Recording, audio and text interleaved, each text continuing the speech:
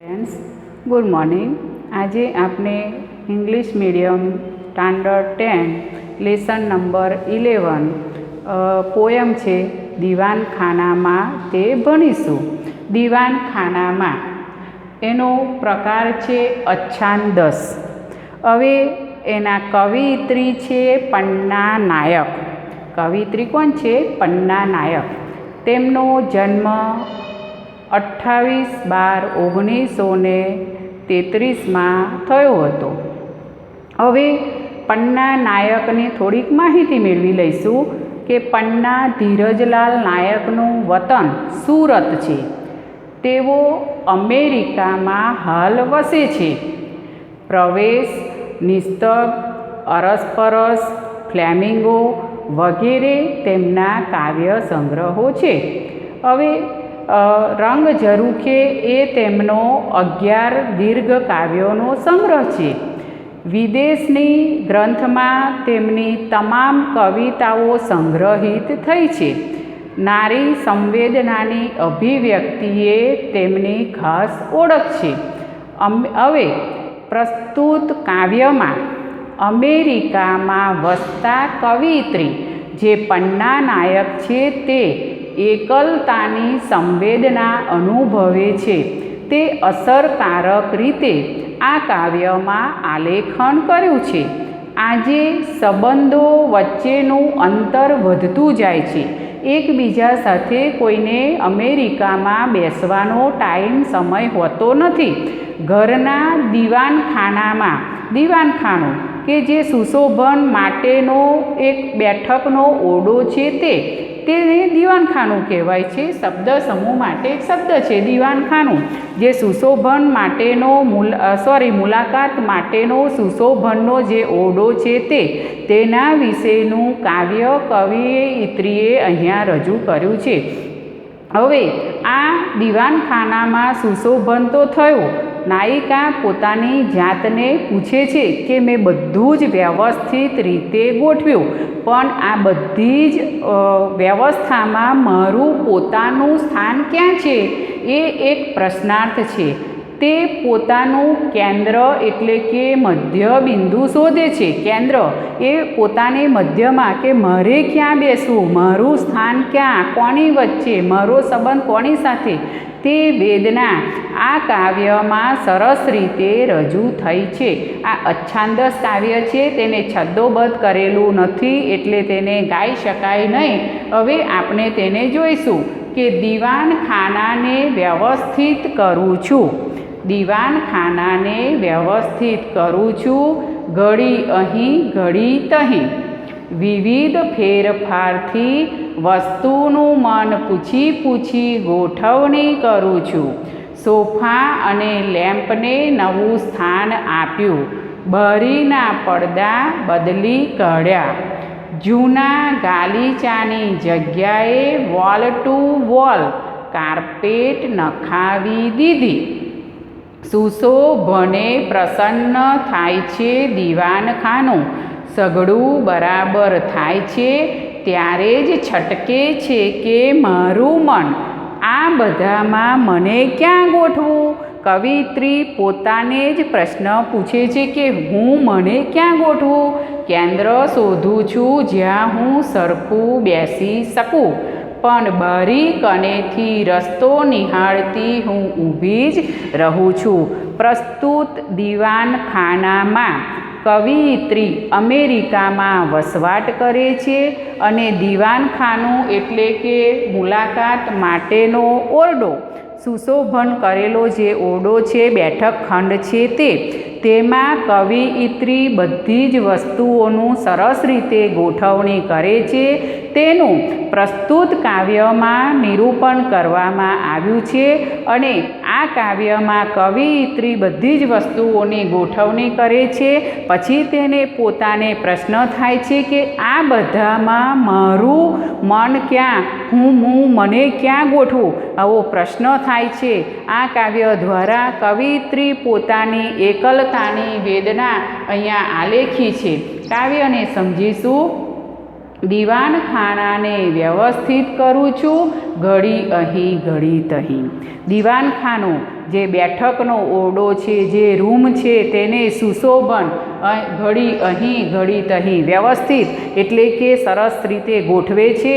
ઘડીકમાં અહીં અને ઘડીકમાં તહીં. અહીં તહીં સમાનાર્થી વિરોધ છે. અહીં તો તહીં. ઘડી એટલે પળ, ક્ષણ. દીવાનખાનું શબ્દ સમૂહ માટે એક શબ્દ છે કે બેઠક વ્યવસ્થા માટેનો ઓરડો, જેને કહેવાય દીવાનખાનું. વ્યવસ્થિત એટલે કે સારી રીતે ગોઠવણી કરવી તે. વિવિધ ફેરફારથી વસ્તુનું મન પૂછી પૂછી ગોઠવણી કરું છું. વિવિધ ફેરફાર, બધી જ વિવિધ એટલે કે બધી જ વસ્તુઓનો ફેરફાર કરે છે કે વસ્તુનું મન પૂછી પૂછીને દરેક વસ્તુને દીવાનખાનામાં જે સોફા છે, લેમ્પ છે, જાજમ છે, આ બધાને તે પૂછે છે. વસ્તુનું મન એના મનને પૂછે છે કે તને ક્યાં ગોઠવું, તને ક્યાં ગોઠવું. આમ તેને પૂછી પૂછીને વસ્તુનું મન પૂછી પૂછીને ગોઠવણી કરે છે. તેની દરેક જગ્યાએ ગોઠવણી કરે છે. સોફા અને લેમ્પને નવું સ્થાન મળે છે. જે દીવાનખાનામાં સોફા છે અને લેમ્પ એટલે કે જે દીવો છે, જે પ્રકાશ આપતો દીવો, તેને નવું સ્થાન મળે છે. તેની જે જગ્યા છે એને પૂછીને, એટલે કે કહેવાનો મતલબ કે દરેક વસ્તુને કવિયત્રી પૂછે છે કે તને ક્યાં ગોઠવું, તને ક્યાં ગોઠવું. આમ સોફા અને લેમ્પને પણ નવું સ્થાન એટલે કે નવી જગ્યા પ્રાપ્ત થાય છે, મળે છે. બારીના પડદા બદલી કાઢ્યા. બારી જે હવા ઉજાસ માટેની જે બારી હોય છે તેના પડદા જે લગાવેલા હોય છે તેને પણ બદલી કાઢે છે અને નવા લગાવે છે. તો પડદાને પણ નવું સ્થાન મળે છે, સોફાને નવું સ્થાન મળે છે, લેમ્પને નવું સ્થાન મળે છે. જૂના ગાલીચાની જગ્યાએ વોલ ટુ વોલ કાર્પેટ નંખાવી દીધી. જૂના ગાલીચા એટલે કે જે પાથરવા માટેની જે ચટાઈ જે હોય છે તે ગાલીચો. જાજમ, એ જાજમ જે હોય છે સમાનાર્થી શબ્દ છે. ગાલીચો એટલે જાજમ. જે શેતરંજી હોય છે તેને પણ બદલી કાઢે છે અને તેની જગ્યાએ વોલ ટુ વોલ કાર્પેટ નંખાવી દે છે. વોલ ટુ વોલ એટલે કે વોલ એટલે દિવાલ. દિવાલની જોડણી યાદ રાખજો વિદ્યાર્થી મિત્રો. દીર્ઘય, દિવાલ દીર્ઘય. હવે કે એને જૂના ગાલીચાની જગ્યાએ વોલ ટુ વોલ કાર્પેટ નંખાવી દીધી. વોલ ટુ વોલ એટલે એક દિવાલથી બીજી દિવાલ સુધીની કાર્પેટ એટલે કે શેતરંજી. જાજમ એટલે ગાલીચો, એને પથરાવી દીધો છે, નંખાવી દીધો છે. ઇંગ્લિશ શબ્દ છે. વોલ ટુ વોલ કાર્પેટ નંખાવી દીધી એટલે કે શેતરંજી નંખાવી દીધી.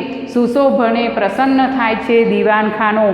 આમ સોફા, લેમ્પ, બારીના પડદા, ગાલીચા, કાર્પેટ, આ બધાનું સુશોભન એટલે કે સરસ રીતે એને સજાવવામાં આવે છે. તેનાથી આ સુશોભનનો જે ખંડ હોય છે પ્રસન્ન થાય છે દીવાનખાનું. આવી સરસ રીતે શણગારવામાં આવતા આખું દીવાનખાનું પ્રસન્ન એટલે કે હર્ષોલ્લાસ સાથે નાચી ઉઠતું હોય તેવું લાગે છે. સઘળું બરાબર થાય છે. સઘળું એટલે બધું જ, સઘળા એટલે બધા જ, બરાબર એટલે કે બરાબર થાય છે ત્યારે જ છટકે છે મારું મન. આ દીવાનખાનામાં બધું જ બરાબર રીતે, યોગ્ય રીતે ગોઠવાઈ ગયેલું હોય છે ત્યારે એને કવિયત્રીનું મન, એનું મન એટલે અંતર, હૃદય જે હોય છે તે છટકે છે એટલે કે છટકી જાય છે કે આ બધામાં મને હું ક્યાં ગોઠવું. કવિયત્રી પોતાના સ્વદેશથી વિદેશમાં ગયેલા હોય છે અને ત્યાં હાલમાં તેઓ અમેરિકામાં સ્થાયી છે. અમેરિકામાં આજે બસ પૈસો કમાવવાની જ વાત હોય છે. કોઈની પાસે બેસવાનો બે ઘડીનો સમય હોતો નથી. કવિયત્રી પોતાની એકલતાની સંવેદના પ્રસ્તુત કાવ્યમાં રજૂ કરે છે કે આ બધામાં મને ક્યાં ગોઠવું. આ બધામાં હું મારી જાતને, મને ક્યાં ગોઠવું, કે હું કયા ખંડમાં ગોઠવાઉં, હું કોની સાથે બેસું, હું કોની સાથે સંબંધ રાખવું. તે એકલતાની વ્યથા તેને અનુભવાય છે. એટલે હું આ બધામાં મને ક્યાં ગોઠવું. કેન્દ્ર શોધું છું જ્યાં હું સરખી બેસી શકું. કેન્દ્ર એટલે કે મધ્યબિંદુ. કેન્દ્રનો અર્થ થશે મધ્યબિંદુ. એવું મધ્યબિંદુ શોધું છું કે જ્યાં હું સરખું બેસી શકું, જ્યાં હું સરખી રીતે, સારી રીતે બેસી શકું, બધા સાથે સમય વિતાવી શકું અને બધા સાથે મૈત્રપૂર્વક વ્યવહાર કરી શકું. પણ આવી મિત્રતા લાવવી ક્યાંથી? મારે ક્યાં બેસવું, મારે ક્યાં જવું? આવું કવિયત્રી પોતાને પ્રશ્ન કરે છે, પણ બરી કણેથી રસ્તો નિહાળતી હું ઊભી જ રહું છું. પણ બરી કણે એટલે પાસે, સમાનાર્થી શબ્દ છે. કણે એટલે પાસે. બરીની નજીક જઈને કવિત્રી ઊભા રહે છે અને રસ્તો નિહાળતી હું ઊભી જ રહું છું. રસ્તો નિહાળતી, રસ્તો, પંથ, કેડી, આ બધા સમાનાર્થી શબ્દો છે કે રસ્તો નિહાળતી હું બરી કણેથી ઊભી જ રહું છું.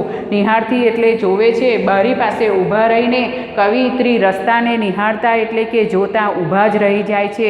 હું મારી જાતને ક્યાં ગોઠવું? આમ પ્રસ્તુત કાવ્યમાં દીવાનખાના ખંડમાં કવિત્રી સમગ્ર વસ્તુઓને પૂછીને વ્યવસ્થિત કરે છે. તેનું મન જાણીને તેને યોગ્ય જગ્યાએ ગોઠવણી કરે છે. લેમ્પ, પડદા, ગાલીચા, જાજમ, આ બધું જ વોલપેપર, આ બધું જ કવિત્રી પૂછીને એને બદલે છે એની જગ્યા. પરંતુ આ દીવાનખાનામાં મારી જગ્યા ક્યાં છે? કહેવાનો મતલબ એ છે કે કવિત્રીએ અહીં પોતાના હૃદયની એકલતાની જે સંવેદના છે તેને આ કાવ્યમાં રજૂ કરી છે. આમાં આ કાવ્યનો પ્રકાર છે અચ્છાંદસ અને આમાં સંવેદનાની વાત આ કાવ્યમાં કરવામાં આવી છે. કવિત્રી અમેરિકામાં એકલા છે અને તે એમને જે એકલતા કોરી ખાય છે તેની વાત પ્રસ્તુત કાવ્યમાં કરવામાં આવી છે. તો વિદ્યાર્થી મિત્રો, આ નાનું અમથું કાવ્ય છે, તેમાં તમને આનો ભાવાર્થ સમજાઈ ગયો હશે કે એક નાનકડા દીવાનખાનાની વાત કરી છે કવિત્રીએ. બધી વસ્તુને પૂછીને સરસ રીતે ગોઠવણી કરે છે અને આ ગોઠવણી કરતાં તેને અચાનક પોતાનું યાદ આવે છે કે આ બધામાં મારી જગ્યા ક્યાં છે. આમ કવિત્રી પ્રસ્તુત કાવ્યમાં કહેવા માંગે છે. વિદ્યાર્થી મિત્રો, હવે આપણે એના શબ્દાર્થ અથવા તો સમાનાર્થી શબ્દ અને વ્યાકરણ વિશે જોઈશું. સમાનાર્થી શબ્દ છે ગાલીચો. ગાલીચો એટલે જાજમ. ગાલીચોનો મતલબ શું થશે? જાજમ. ગાલીચો, જાજમ. કાર્પેટ. કાર્પેટ એટલે વોલ ટુ વોલ, જે પાથરવામાં આવે છે તે શેતરંજી. એક દિવાલથી બીજી દિવાલ સુધી જે પાથરવામાં આવતી શેતરંજી હોય છે તેને કાર્પેટ કહેવામાં આવે છે. તો કાર્પેટનો મતલબ શું થશે? શેતરંજી. એને શબ્દાર્થ અને સમાનાર્થી શબ્દ. શેતરંજી, કાર્પેટ તો શેતરંજી. કેન્દ્ર. કેન્દ્ર એટલે શું? મધ્ય બિંદુ. કવિત્રી પોતાને કેન્દ્રમાં રાખવાનું વિચારે છે. તો કેન્દ્ર એટલે મધ્ય બિંદુ. કેન્દ્ર એટલે મધ્ય બિંદુ. હવે રસ્તો. રસ્તો એટલે પંથ, કેડી, માર્ગ. રસ્તો, પંથ, કેડી, માર્ગ એટલે રસ્તો. વિરુદ્ધાર્થી શબ્દ. અહીંયા સમાનાર્થી શબ્દો અને શબ્દાર્થ વિશે તમે સમજ્યા. હવે આપણે વિરુદ્ધાર્થી શબ્દ લઈશું. પ્રસન્ન. એનું ઓપોઝિટ વર્ડ થશે અપ્રસન્ન. પ્રસન્ન, અપ્રસન્ન. વ્યવસ્થિત. અવ્યવસ્થિત. વ્યવસ્થિત રીતે ગોઠવવું તે. અવ્યવસ્થિત. વ્યવસ્થિત, અવ્યવસ્થિત. જૂનું. જૂનું તો ઓપોઝિટ વર્ડ થશે નવું. જૂનું એટલે પુરાણું, તો એનો વિરોધાર્થી શબ્દ થશે નવું. જૂનું તો નવું. અહીં. અહીં તો તહીં એટલે ત્યાં. હવે શબ્દ સમૂહ માટે એક શબ્દ આપો. મુલાકાત માટેનો બેઠકનો ઓરડો. જે આપણા કાવ્યનું શીર્ષક છે તે. એને શું કહેવાય? દીવાનખાનું. દીવાનખાનું. હવે આપણે સાચી જોડણી વિશે જોઈશું. સાચી જોડણી આપો કે વિવિધ શબ્દની સાચી જોડણી લખો. વિવિધ, વને હસ્વઈ, વને દીર્ઘઈ, તો બંનેમાં શું થઈ જશે? દીર્ઘઈ, હસ્વઈ. વિવિધ. હવે બીજી જોડણી છે વ્યવસ્થિત. વ્યવસ્થિત શબ્દની સાચી જોડણી લખો. વ્યવસ્થિત સ્થાને દીર્ઘય છે તો શું થઈ જશે? હસ્વઈ. સાચો ઉચ્ચાર થશે વ્યવસ્થિત. અડધા સ્થાને હસ્વઈ થઈ જશે. હવે મધ્ય બિંદુ.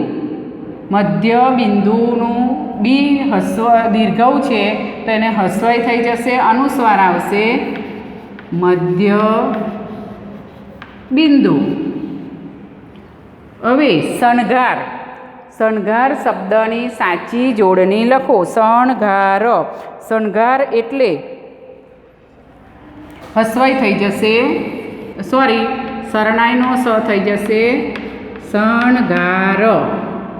હવે પ્રશ્નોના જવાબ આપો. દીવાનખાનામાં કાવ્યના કવિનું નામ. દીવાનખાનામાં કાવ્યના કવિનું નામ શું છે? પન્ના નાયક. કવિયત્રીનું નામ જણાવવાનું છે. દીવાનખાનામાં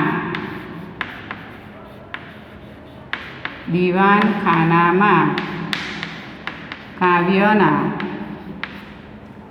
કવિનું નામ પન્ના નાયક છે.